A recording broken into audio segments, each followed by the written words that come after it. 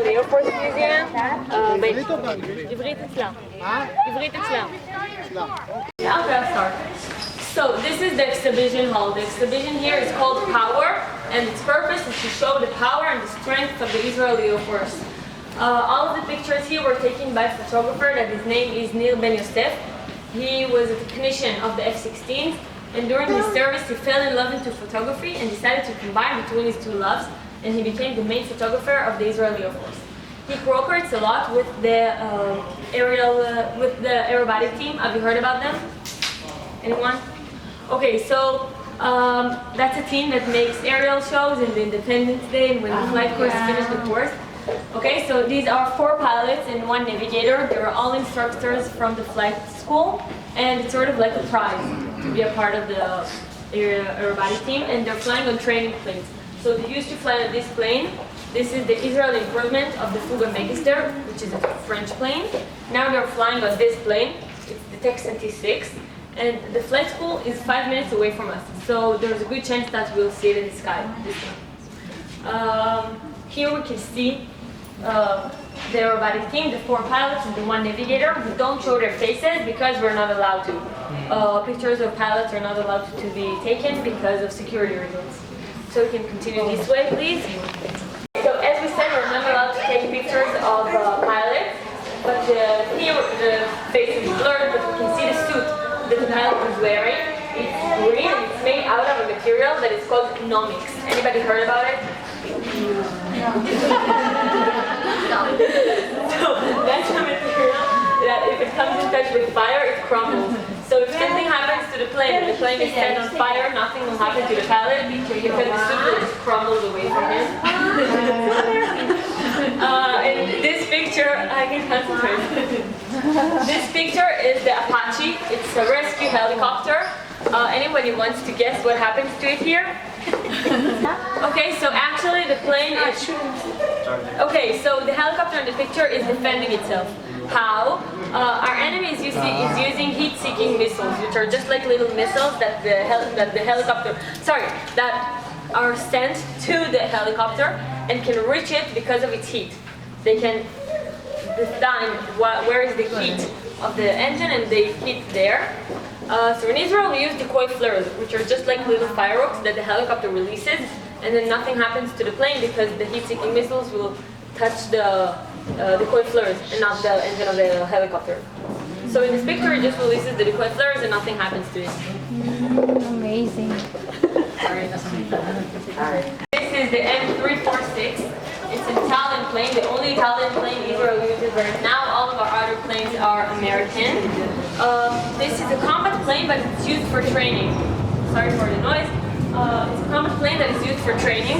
So pilots that know that they're going to fly in combat department in the flight school, after when they finish the flight course, they stay in the school for a year training on this plane, and then they get advanced to the more advanced planes, like the F-15 and the F-16 you probably heard about. Excuse me, F-35 as well. Now in this picture we can see the Storm. It's the F-16I. I is short for Israel. It means that Israel made improvements in these planes. Israel likes doing it, we'll talk about it more. And in this picture we can see it above the sea. And these are the clouds, and this is the sun about here. It looks like it's bombing or something, like it's a storm, but actually it's just the sunset effect. The recent one is actually not here. It was replaced a few months ago, so we don't have his picture yet, but it's Amikam Martin, still waiting for a picture. He is the youngest F-15 pilot ever. He replaced Amir Eshel. Now the first one, Israel Amir, and the fourth, both of them were not pilots. They were actually pretty good at what they did if they were chosen to be the Air Force commanders, but they were not pilots. And the fourth one, was actually later the Chief of Staff. And Khalut, this one here, is also the Chief of Staff, what makes him the first pilot to be the Chief of Staff, because of deception he wasn't. Now Ezo Weizmann, the one of this one, he was also the President of Israel. The F-16, you can see, maybe you can see the differences. The F-16I, the best thing about it is that its range is better. because it has more fuel tanks. It has fuel tanks on the shoulders of the plane here and on the wings. This one, it can drop in the air if needed. It has 4 antennas on the nose of it, and it has a bubble canopy. It's more convenient for the pilot.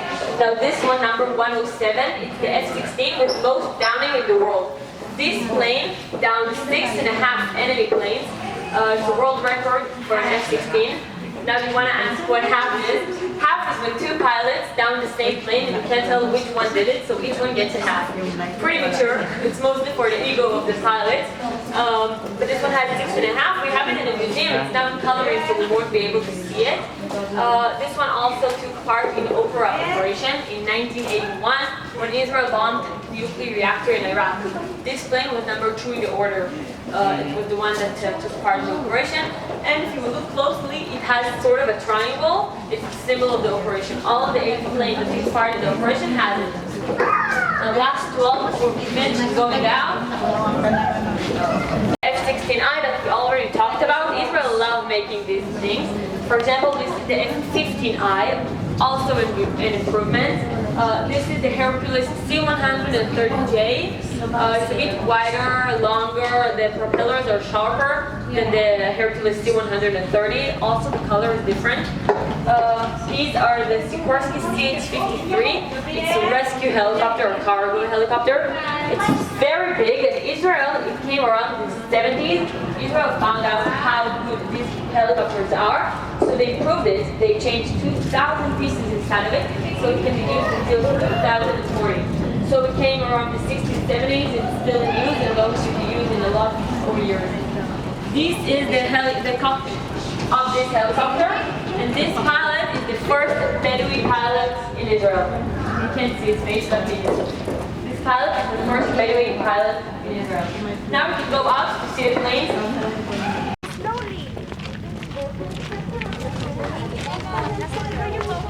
Pili ka na ng gusto mong drone. Kanya-kanya na tayong uwian. Be careful. The missile.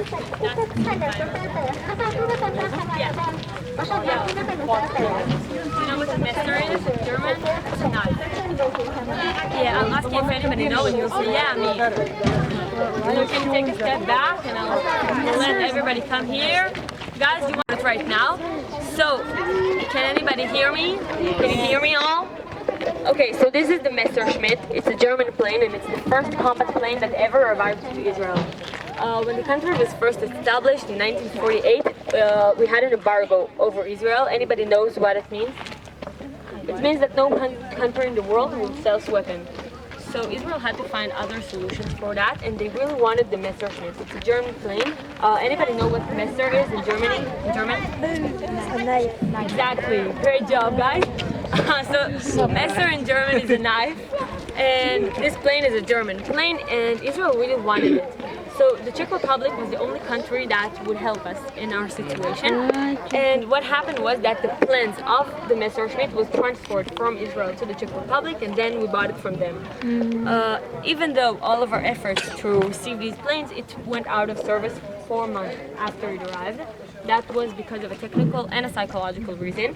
The psychological reason is that it was a German plane, and after the Second World War, there was a lot of sensitivity about weapons coming from German, and many pilots just wouldn't use it. They were volunteers from abroad, and the technical reason was actually, it was really funny. You can see on the wings of the plane the shooters. Can you see it? Oh, yeah. So they have the same shooters behind the propellers. You can go back to see it. So when the plane was in Germany, there was a perfect synchronization between the time when the propellers spinned and the time the shooters shot. But when it was transferred, many things were changed in it, and many times what happened was that the shooters shot the propellers, and it was taking down by itself. It was like the suicidal plane. So no one wanted to fly on this plane, and it went out of service after 4 months.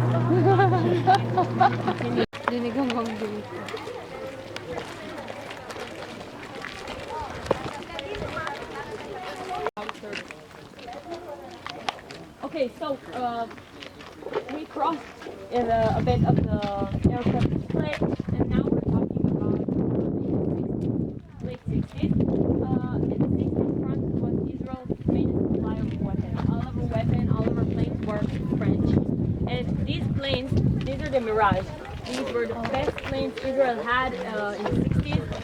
And in the Six Day War, exactly 1967, they took the most big part in the war. We had 63 Mirages that downed 53 enemy planes, which is amazing. Egypt 100%. Egypt and Syrian mostly.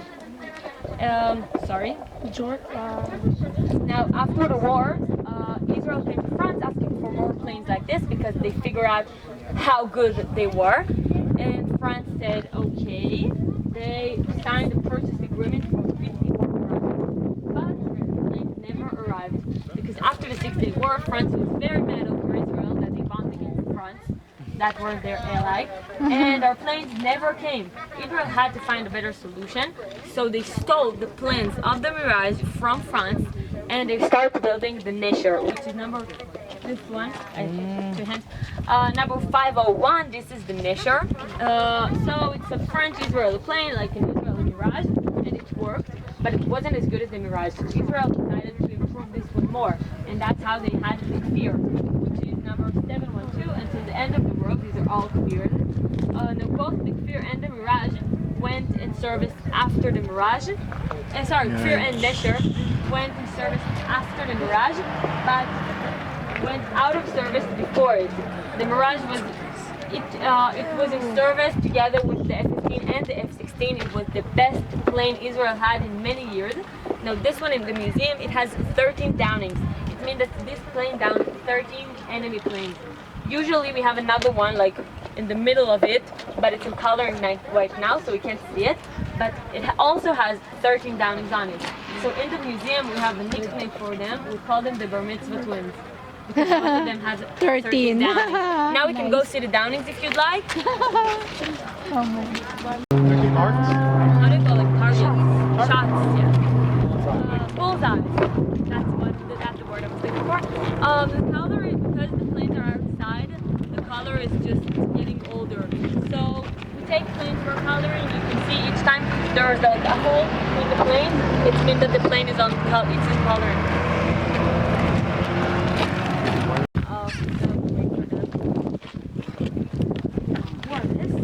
This one behind me. You can see it. No, actually no. Maybe it looks like this, but it's not. What is this? Okay, so this is the F-15. You can see that it has 2 tails, 2 engines, 2 sets of wings, 2 intakes. Everything inside of it is doubled, making it more powerful than any other plane that was in use of Israel at the time. Now it came in December 10th, 1976, and it was Friday. So a lot of people came to the ceremony of the arrival of the plane, and many government members. Between them, there were religious government members. Now the plane was late, making the religious government members to be home late for Shabbat. And they were very, very mad over the government. And there was a lot of fighting and arguing about this in the government. The event made the government to fall down. And that's why they say that the first downing of the plane is not the downing of another plane, it's the downing of the government. So that's the joke about the F-15. Now, as we said, these two are Skyhawks, were used for training. This is the Phantom, this is the F-15, and all of the planes in the row are more Phantoms. The only plane here that is in service now is the F-15. And now we can go watch a movie inside of another plane.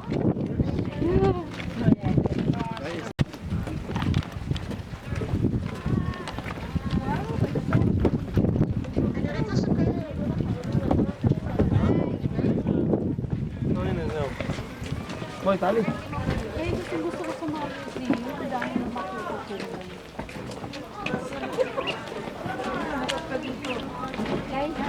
Hindi. Meron na ako magsalita. Welcome.